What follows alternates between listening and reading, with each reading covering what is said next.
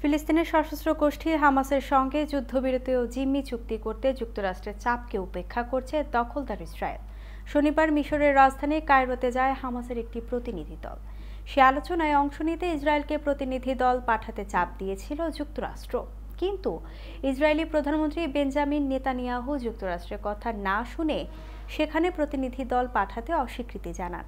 গতকাল হামাসের এক কর্মকর্তা জানান, যুক্তরাষ্ট্র হামাসকে নিশ্চয়তা দিয়েছিল যদি তারা ইসরায়েলের সঙ্গে যুদ্ধবিরতির প্রথম ধাপে রাজি হয় তাহলে গাজায় যুদ্ধের অবসান ঘটবে।